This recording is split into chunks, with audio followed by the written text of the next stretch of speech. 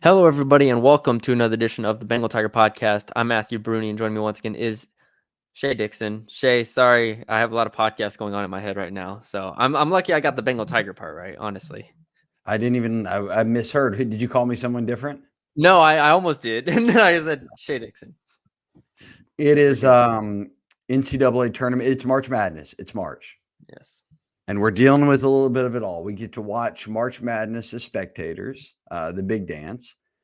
Women are in the thick of it again, and we're going to go in deep into that here in a minute. And the men have made the postseason NIT bid, and they will host, and what we will touch on here in a little bit as the Matty B Bowl. North Texas popping up as LSU's opponent. Matty B, a North Texas grad who you might also know him from Dave Campbell's Collegiate Texas podcast and covering North Texas for many years. So, Matty B, I would guess there's no one outside these coaching staffs that knows more about these two teams than you. You've watched them play every single game this year. exactly. So fully ready to. What did we say? We joked about this when they played in Charleston in November. It was like fully ready for whatever we pick on this game to be wrong, but yes, we know everything there is about these two teams. Well, let's start here. And you've done a number of stories. You've been covering the women's team all year. LSU is coming off a national championship. And what do you know, Matty B? A familiar seed, a 3. This time around, the 3 seems disrespectful. I think many people thought that they would be a 2, as you noted. As soon as Notre Dame, who's lost one of their premier players, showed up as a number 2 seed, that meant LSU would be a 3. Quickly, before we even get into a bracket or their region, your thoughts on that? The 3 seed when Notre Dame comes up and okay, they've once again bumped LSU out of the top 8. Yeah, that was the surprising thing. A lot of people, when the first bracket went through and it was South Carolina, a lot of people I think tuned out because they knew that, it's not going to be LSU here. And then when I saw Notre Dame popped up, I was surprised because I thought everything was locked in for the first 8. I thought, with the 4-1 seed, South Carolina, Iowa, USC, I thought Texas was going to be a 1, which they were. And then Stanford, UCLA, Ohio State, and LSU were the 2s. I I'm wondering if the committee threw South Carolina a bone with this one, because Notre Dame, like I said, was supposed to be a 3, and they just said, "All right, just give them a 2 seed, put them in the South Carolina region, and we'll just have all the other teams play each other and just kind of figure it out from there." So, yeah, I knew that was going to be the case when I saw that, and it sets up LSU. It puts LSU. Not only did they put LSU as a 3, they put them in Iowa's region, and we'll talk about the region in a bit, but like then they put them in that region with all of those teams in it. So really did LSU a disservice, I think, with the season they have. I don't know how you watch LSU play South Carolina with the injuries they had, with how going through last year Poa's situation in the game prior, like, and play South Carolina that close and say, no, they're not one of the best 8 teams in the country. Yeah. Well, they end up and they hovered all year in that 7 to 10 range, but as you Yeah. said, played South Carolina tough, made it to the semifinals of the SEC tournament or the finals, the They made finals the finals, lost South Carolina. to play South Carolina after Tennessee lost on a heartbreaker. But Tennessee in the tournament, a lot of teams, a lot of SEC flavor in here, but a lot of teams LSU's played. And Matty B, you mentioned, let's talk about the region. They're in the Albany region, Albany 2. Iowa, as you mentioned, the 1 seed, LSU and Iowa played for a national championship a year ago. Now, if they play, it would be an Elite 8 game to go to the Final Four. So I think a lot of people nationally thought, well, certainly for TV ratings, they want to put the South Carolinas and whether it's UConn, but certainly Iowa, LSU Yeah, those in 3. different spots to where they can make a Final Four that everybody is really watching. Instead, you're going to get a potential Elite 8 matchup. I say potential, Matty B. Often, I think people view, and LSU will host 2 home games. They start out with Rice, the 14 seed. You've talked about it already. Rice was kind of a middling around in their conference, end up winning it, getting a bid. That should be a team LSU handles. But they do host 2 games at home. And if Chalk holds and Louisville beats Middle Tennessee State, Louisville the 6th seed, Louisville, a very good basketball team, but brings the subplot of, oh, here comes Haley Van Lith's old team, which videos kind of went out and about of her reaction to that and kind of laughing of, you got to be kidding me. I've got to play Louisville in the second round. So let's start there quickly. For the people who may not, that follow women's basketball, they follow LSU, they know South Carolina is good. Where does Louisville fit in the pecking order? Because you see a 6 seed versus a 3, and you think, okay, that LSU should win. Yeah. That, in the opinion of many, would be a battle just to get into the Sweet 16, get out of Baton Rouge. Yeah, I mean, we've seen it in Baton Rouge before. 2 years ago, obviously, Ohio State beats LSU as a 6 seed. Last year, LSU handled Michigan. I thought that was a great matchup for LSU. Michigan was not a very intimidating team when you looked at them. Louisville is interesting. I think their guard play is just, they're able to throw a lot of buckets at teams with their guards and their wings. And so it's immediately going to challenge LSU's perimeter defense that we've talked about so much, that it's improved greatly. Obviously, Van Lith, Flage has always been a good defender, but Michaela, so on and so forth. That'll immediately be tested with Louisville. I will say Middle Tennessee is a damn good team too. So I think that would be a really interesting potential matchup either way. But yeah, I think Louisville should be favored there. I think Middle has a very good chance at winning that game. Middle Tennessee is always really good at women's basketball in their conference. So either way, it's going to be a challenge. It'll be harder than it was last year to get out of the first two. I don't think they're rolling over either one of those teams by 25 points like they did Michigan last year. It will, the Haley Van Lith rematch, I think, will be a fun one to see if That's what both we teams can need. get. That's what we need. The video that I think Jock took it. It was a perfect video, and you can hear her be like, "Oh, Middle Tennessee is gonna beat them," and I was like, "Oh, this is great." I I saw think the quote. she just hopes that so that way she doesn't have to play them. I think that Yeah, was you more of saw what the it look on her was. face, like, you gotta be kidding. Yeah. But Haley Van Lith, who obviously transferred from Louisville, this offseason, did DePaul make the tournament? Do we have an Anissa No, Morrow no, sighting anywhere in no. here? Paul did not make the tournament. They weren't Okay, bad. I think they were like 500 in the Big East. they're safe there. But let's just talk about reality here. I'm looking around, the 2 seed in the region is UCLA. That's considered one of the better, hotter teams in the country right now. On the 5 line is a Colorado team that already beat LSU to start the season and hung in the top really 5 or 6 for a good amount of the season into conference play. Jumping around, again, LSU being the 3, the 4 being Kansas State, which is a very pesky team that's already beaten, I believe, Iowa Yep, this very good team. season. So, yes, LSU maybe snubbed. Yes, LSU definitely snubbed on the 3. Yes, LSU in a tough bracket. But Maddie B, I watched your initial reaction video, and then I've kind of gotten the pulse of it from reading on Twitter. If anyone's mad beyond LSU fans, it's Iowa fans who are sitting here saying, hey, we made the national championship. We've been great all year. And you put us in a bracket with the likes of LSU as a 3, getting a UCLA at 2, and then potentially having to face a team like Kansas State just to get a shot at Yeah. one of those teams like LSU, Louisville, UCLA, whomever it might be. This region, I mentioned in the story, this region has 9 teams in the top 26 in the net. All the other no other region has more than 6. Like it is literally just head and shoulders above everybody else. Even if you go to the 8-9, West Virginia was projected a 6 seed by Charlie Cream and her hoop stats and everybody.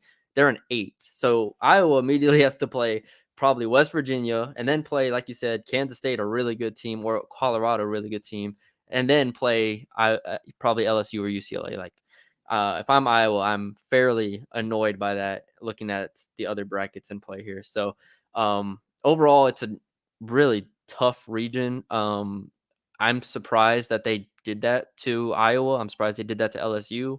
Doesn't really make sense to me, but we'll Are you see. surprised they did that to LSU? I went into this thinking best case scenario for women's basketball is South Carolina, Iowa, LSU all in the Final Four. I don't know who the 4th team, like you could have put anybody in the 4th seed, probably Juju Watkins and USC, but like that's the ideal situation. So LSU, like, make USC have to beat LSU, make Texas have to beat LSU, make one of these other unproven teams have to beat LSU, and then you get LSU, Iowa in the Final Four. But so I'm not shocked they dropped them to a 3, I guess, but I'm shocked they put them in that region. Yeah. Yeah, USC, Texas, South Carolina, and Iowa grabbing the 1 seeds. Quickly, any updates on last year Poa, who obviously Yeah. was kind of medically taken away from the game, carted off, went to the hospital. Everything came back clean, concussion. Yeah. I imagine she's been quite limited. And the same with Michaela Williams, who played in that final game, but I would consider that probably be the least effort Michaela Williams ever has probably put into a game, simply because even Mulkey said after the game, she's Yeah. not even been practicing or shooting around. And she basically just went out there and didn't have to play much, didn't play D and just took some shots when they threw it to her. So Yeah. on a team that has no depth, what's the status of these two, which are obviously a starter and two starters, or a starter and a really critical bench piece? Yeah, I think you can even throw, just to touch on Angel Reese real quick, because her ankle was bothering her in the SEC tournament. I think she's gonna be fine. She was at 70% probably in the SEC She's tournament. from Baltimore. Did you not hear? She said Yeah. that doesn't matter. She was probably at 70% in the SEC tournament, still just a monster, just an absolute handful. So she's gonna be fine. But yeah, those two are more serious. Michaela, that lingering foot, I don't want to call it like an injury, but like a lingering foot thing that she's had, plantar fasciitis, like similar to Haley's, but it's like she just needed rest. The problem is I don't think they planned for her to play in the SC tournament, and then Pole went down and they're like, all right, well, and Michaela really wanted to play. So it's like, all right, well, go ahead. You can get out there for 15 minutes or whatever it was. I expect her to be fine. The biggest thing with her is fitness, getting back into game shape, getting back into game rhythm. That's a big thing. And we all know how good Michaela is. They definitely need her. I'd say after Rice, every game from there, they're going to need Michaela Williams to be good. And then last year, Poa, like you said, concussion cleared.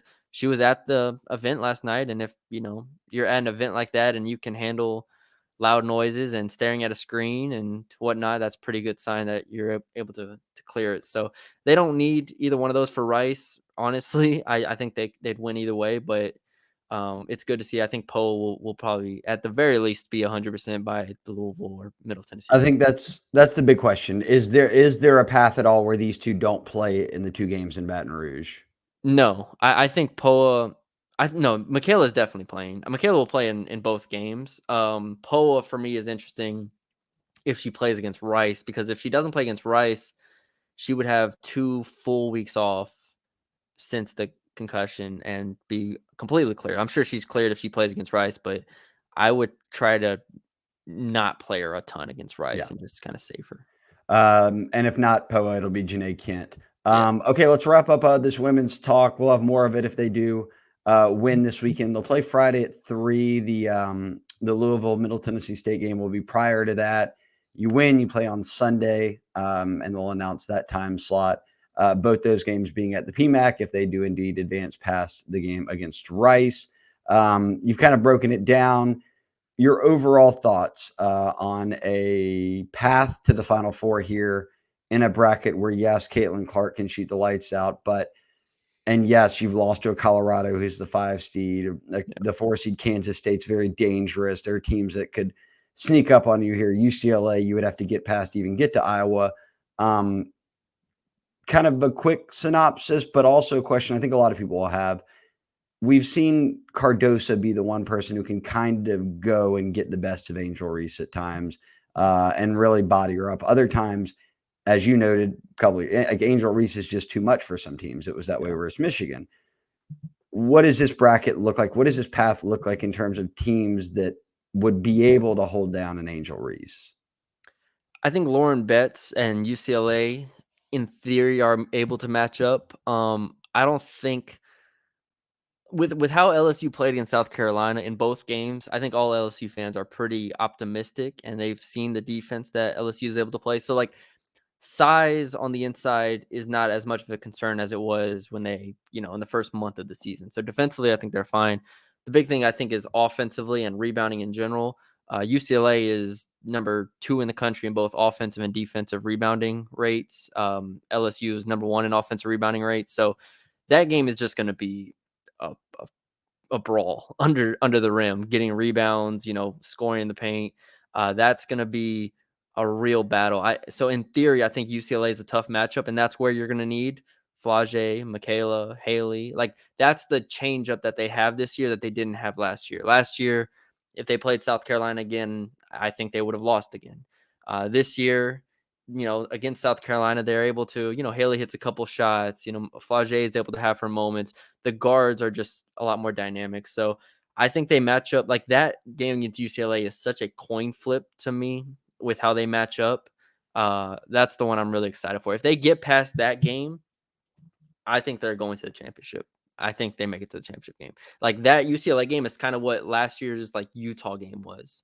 Like that, you get over that hump, I think then you're rolling. I'm honestly not really scared of Iowa, even though I know how great Caitlin Clark is. And then you kind of just play from there, whoever you see in the Final Four. And we know at this point what Achilles' heels could be its depth. Then certainly Yes. can't get into any foul trouble, and then they Yes. need some strong point guard play, not turning the ball over and and kind of getting some scoring from them. But Morrow has been fantastic this year as a transfer. We'll see how Van Lith settles into the tournament, her role. Michaela is an amazing freshman, and then Angel, led the SEC in points and rebounds. So Yeah. they've got a quite the group out there. Boy, do you miss a Samaya Smith and Kateri Poole and some others that really would have given you depth and good players and experience here, but don't have them. And moving forward, but you hear the path. Maddie B said UCLA would be a Sweet 16 matchup if they win these 2 games this weekend in Baton Rouge, and UCLA does as well. And then if you win that one, as Maddie B said, he predicts a natty if you win the Elite Eight or the Sweet 16. National championship game. I'm Oh, not he sure. predicts they go there. Well, At the if very they least. Sweet 16 against UCLA, they would then get an Elite Yeah. 8 game against an Iowa or perhaps Kansas Kansas State or State. Colorado or one of these other teams. Okay, let's move on here. The men who we've said it before, Scott Woodward, the AD, has said that when LSU went down to 0 scholarship players and basically had to convince Mwani Wilkinson to come back, and gosh, who else was on the team? One other guy at the time. Mike, no one. Morning, Adam Miller. Yeah, it was that group. A couple guys came back, but they had 0 at one point. And but Scott Woodward said he considered a year ago to be year 0 for the Matt McMahon era. They win 2 SEC games.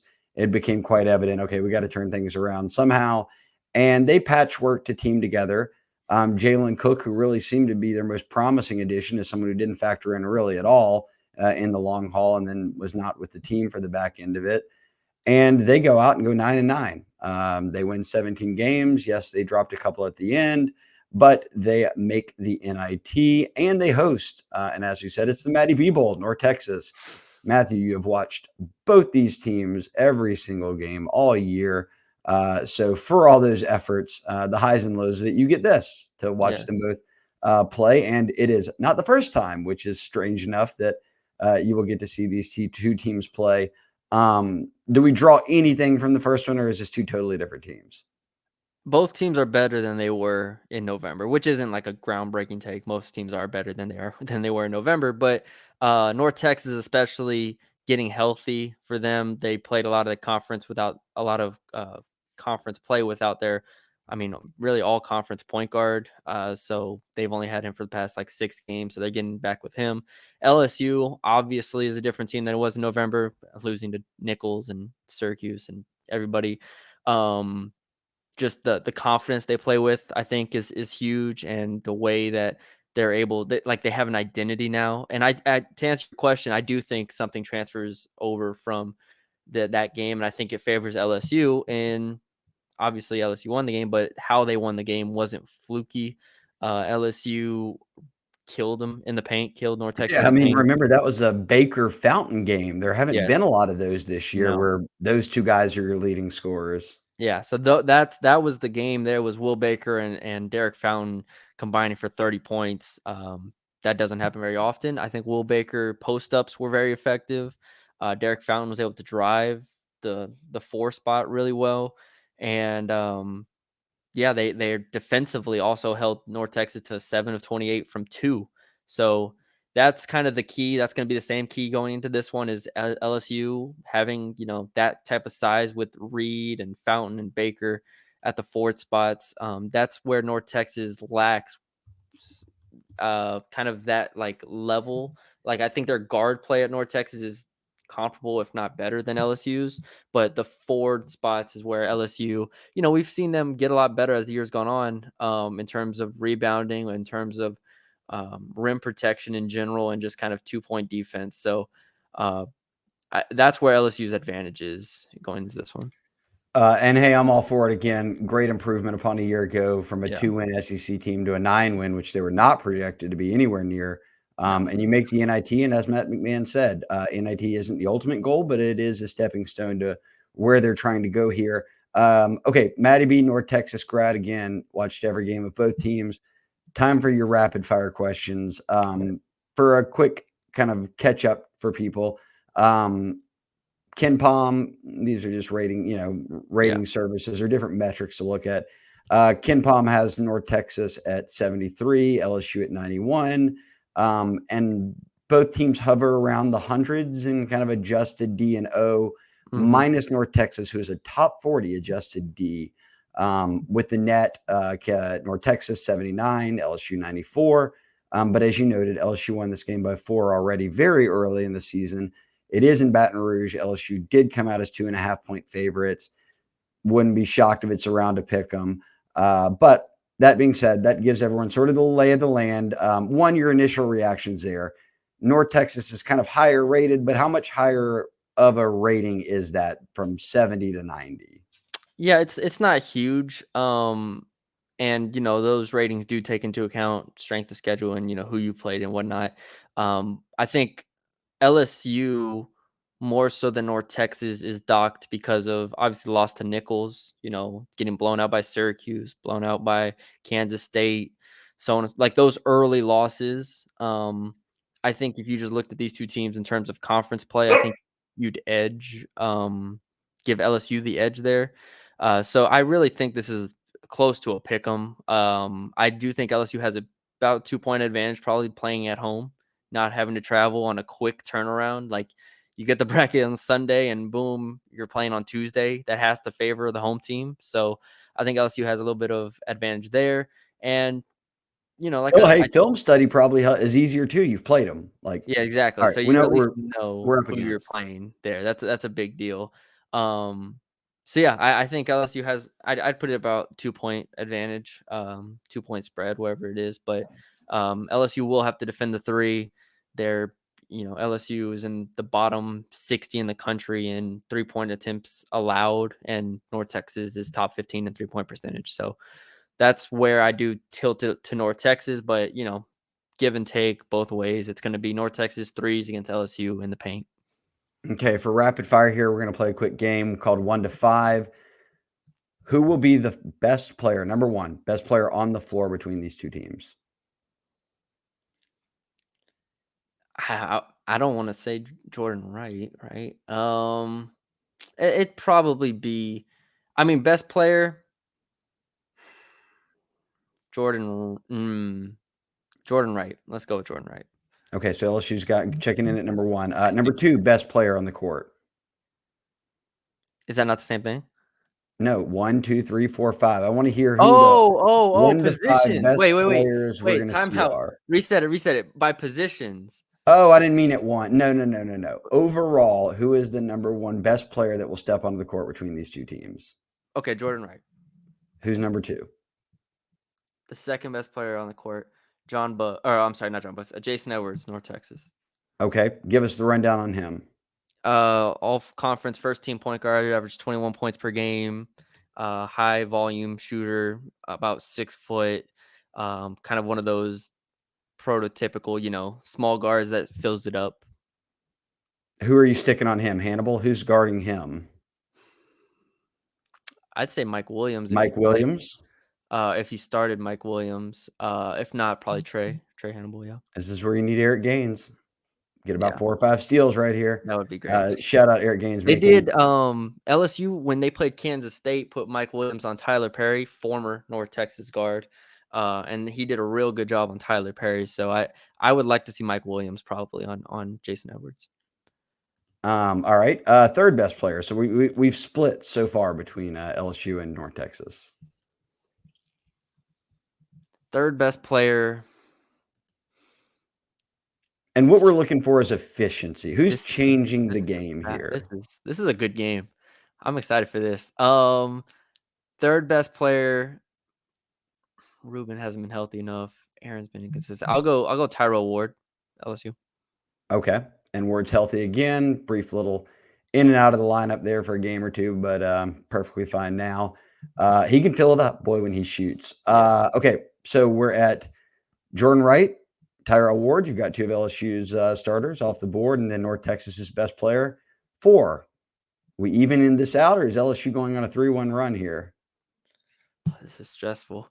Aaron Scott, North Texas has to be there. But I say that in a vacuum. Aaron Scott really struggled against LSU the first time they played. So I don't know if he'll be the 4th best player on the court in this game, but he, in a vacuum, is the 4th best player. Like he should be. He can definitely play at an SEC level, like an SEC school, if next year in theory. So yeah, give me Aaron Scott at 4. Aaron Scott is a Here, I can give you 6'7", the rundown. 200. Sorry. Yeah, Yeah, I didn't 6'7", give 200 context. player, but getting 11-7 a game. Obviously, he's hit higher numbers than that before, but at that size, playing his position, 40% 3-point shooter as well. fills it up from 3. Yes, he does. Not bad from the floor, and a 77% at the line. Who's his matchup? What's kind of the LSU answer there? It's going to be either Fountain or Jalen Reed. He starts at the 4 spot. He's a little bit undersized as a 4. I think like ideally you'd play him at the 3 if you in like the SEC lineup. I think that's a matchup. Like I said, he struggled against LSU last time out, so that's where LSU needs to win if they're going to win this game. Is Fountain and Reed are going to have to score over the top of Scott, who's a good defender. Like he's a very good defender, but he's more of like a wing perimeter defender than he is like a paint, defender in terms of like getting back down and stuff like that. All right. So 2 for 2 here as we go through to number 5, 5th best or most impactful or most important player on the floor here. Is Trey Hannibal the front runner here for this pick for LSU, or would you have somebody else? Trey, we're talking most impactful in this game, most impactful. In this game, I think Trey is important. Trey's probably the most important. Like North Texas has other like players and they have good depth. Trey's probably the most important because LSU's defensive rebounding is a real has been a problem throughout the year, and North Texas is 37th in the country in offensive rebounding and had 12 offensive rebounds last time these two played like as a team. So Trey's defensive rebounding is going to be really, really important to keep North Texas off the glass. So I have no problem putting him 5th. There's a lot of different players. Like there's probably 3 North Texas players I could put here at 5th, but I think Hannibal is probably a good choice. You did not mention, obviously, as we said to start this, a couple of guys in Baker and Fountain who kind of decided this game last time. So you mentioned North Texas, a little bit of depth is maybe the difference in this game, bench points? Or I think Baker starts, but you get you know what I mean. Yeah, North Texas has had really solid bench contribution this year. Well, when they're fully healthy, they've been just injured throughout the year. So for this game, Will Baker will be important. I just can't expect him to replicate the game he had when these two teams played first. If he's just efficient, like 4 of 6 or something, I'm very happy. So yeah, that matchup will be interesting. Like at the 5 position, who wins for LSU or North Texas? But like I said, LSU has to win in the paint. Then they have to kind of fan out to 3 from there. SEC got 8 teams into the big Yeah. dance this year. The AAC gets 2, including a bid stealer in UAB, FAU. Kind of skidded around this year, but made the Final Four a year ago. They're back in it. Yeah. But conference-wise, obviously LSU's played some stiff competition. North Texas still up against some good teams in that AAC, which was just a wacky year. Memphis was no good. It was kind of an odd stretch, but That was tough. wrap it up here before we move on to a quick couple mailbag things. You'll have your official prediction piece, but send them off with this gut feel if you have one. It's tough to beat a team twice in 1 year, but as you said, it's not even really the same teams. It's November compared to March. So the edge goes to who here? Who is the better team right now? I think the edge goes to LSU for the reasons that I mentioned earlier. I think the front court advantage, which was tangible last time they played, I think LSU has that still. I think playing at home is still substantial. Now, I do want to preface this. I do want to say for LSU fans who are unaware, North Texas won the NIT last year, and they did it by beating Oklahoma State at Oklahoma State. They did it by beating Wisconsin at Wisconsin. Like they won those games. And then they went to Vegas and won those games as well. So it's like, or the Wisconsin game was in Vegas too, actually. Yeah. So they beat Oklahoma State on the road, then Wisconsin in Vegas, then UAB in Vegas. So it's like, this is just a really tough program. I think this would be a huge win for LSU. Just like flat out. If LSU gets this win, I think no matter what happens from then on out, you can lose to Seton Hall next round. I don't care. Like that's the big win that I think McMahon and them, that's why you play in this tournament, to get this win over a good North Texas team and try to extend your season another year and have more practices, right? That's what we talk about with football and the bowl practices, right? You get another week or two to play with your guys. That's what I said. Free basketball. Who doesn't want it? And it just gives you a little taste of the postseason, which is what you want to Exactly. build towards. Is give them a taste in the NIT, and then you say, okay, that's not what you're shooting for. It's you want more. You want to be in the big dance. And they signed 2 top 50 players, 2 top 50 range players. Yeah. And we'll see kind of where they go from there in the transfer portal and holding on to guys. But certainly next year's roster will, odds are, be better than this year's. And they overachieved. So kudos to Matt McMahon and company for that. And we'll see how they fare Tuesday night at 6 p.m. Central in the PMAC. You can catch it. It'll also be televised. But LSU versus UNT. That was your Matty B breakdown of the Matty B Bowl. And we'll throw a couple quick mailbag questions in here. And really, these are also, we might as well just keep this a pure basketball thing because there's only one football at the end. I can just answer that one on the board. But a couple fun ones here. JMS409 just said 2 picks to possibly win March Madness for men's and 1 long shot along with reasoning. Matty B, do you have yours off the top of your head? 2, I have my bracket up. So 2 picks so just to possibly win give March us your Madness. final. There would be 2 picks.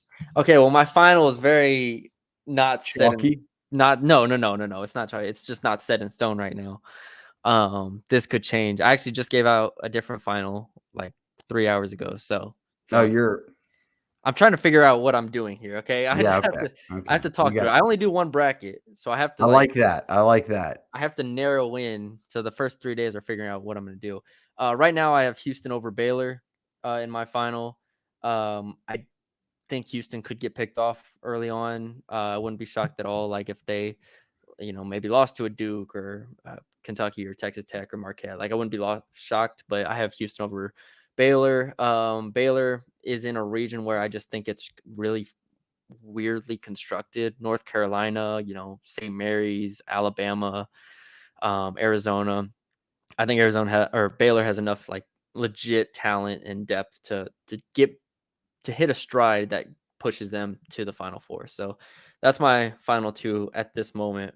I think I'm going to have Baylor in the Final Four. I'm pretty confident about that. The rest is up in the air.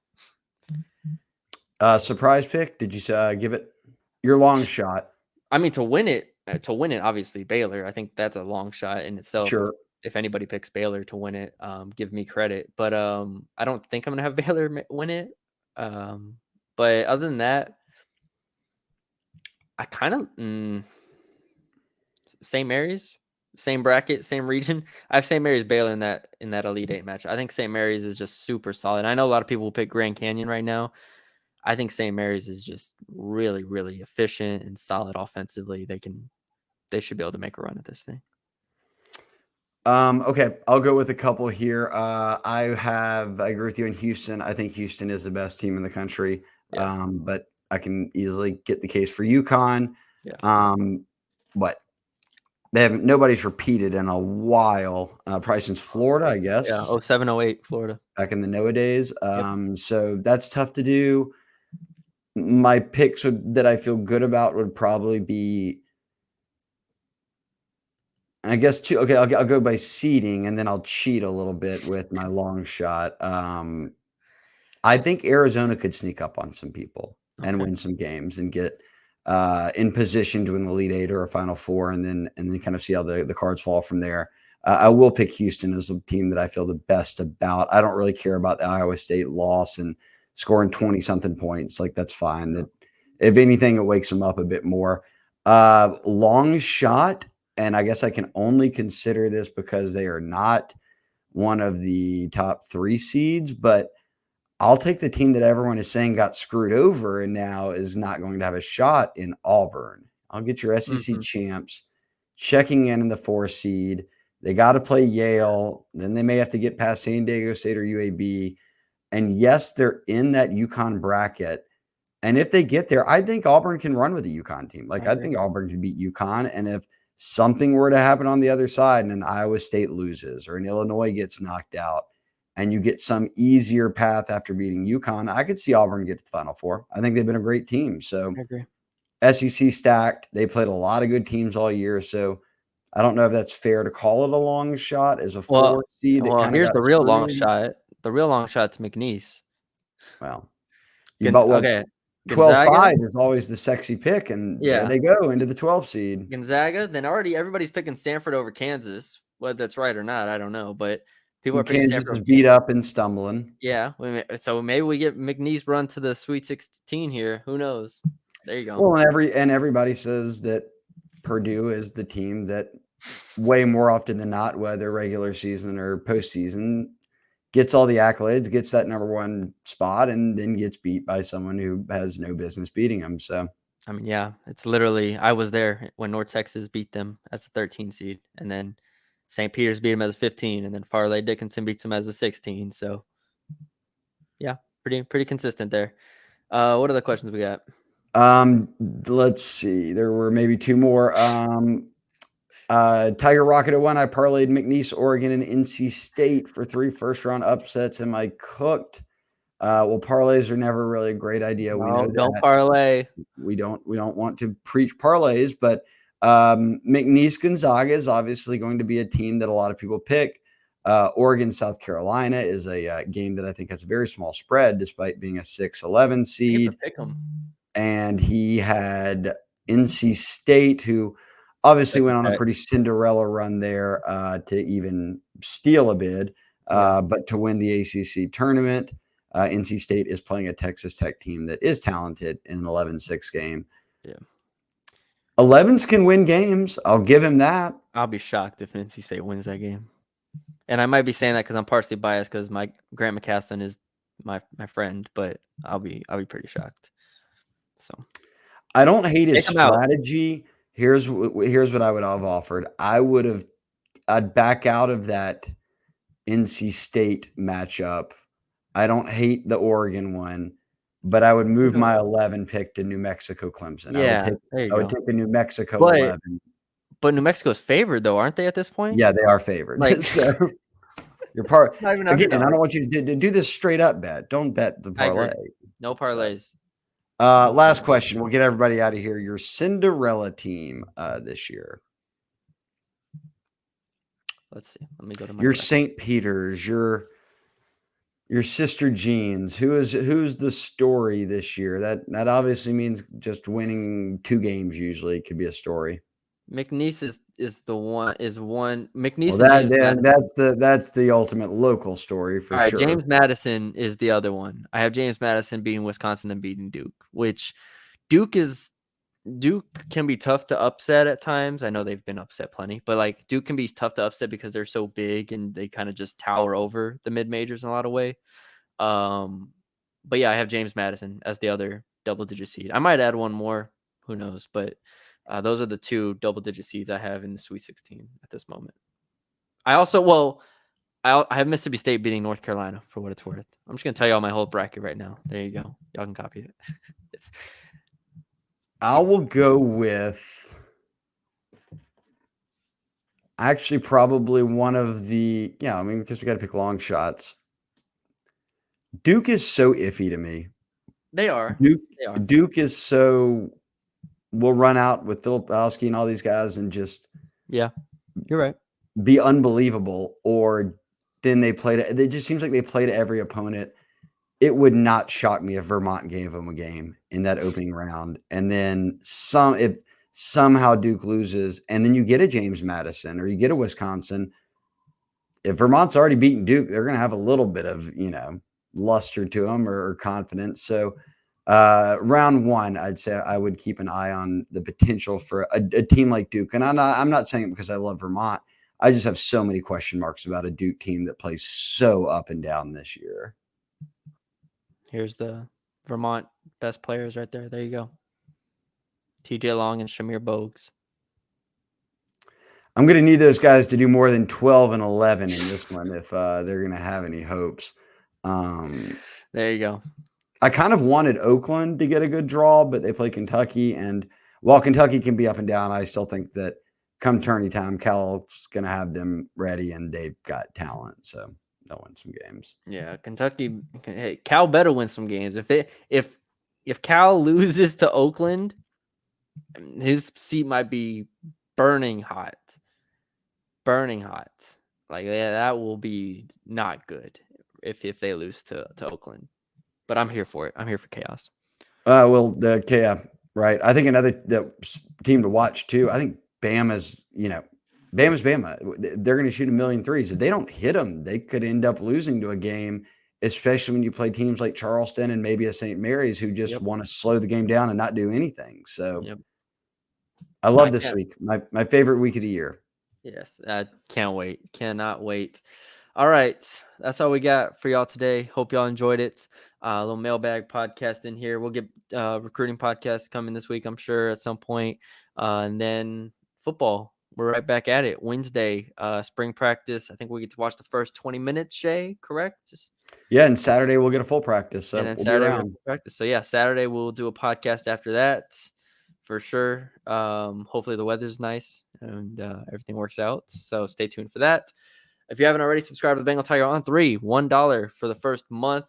Become a subscriber. Check us out on the board. Interact with us. We respond. That's literally our jobs. We're on there talking to LSU fans 24/7, basically. And once Billy has baby duty, he'll be up 24/7 himself. So yeah, we're rocking. Yes, thank you all for the signups, and anyone who's just simply hit subscribe to the YouTube or Spotify or whatever you listen to. But yeah, for $1, that's where we're hanging on the Bengal Tiger every day, kind of writing stories and scoop and hanging out on the board.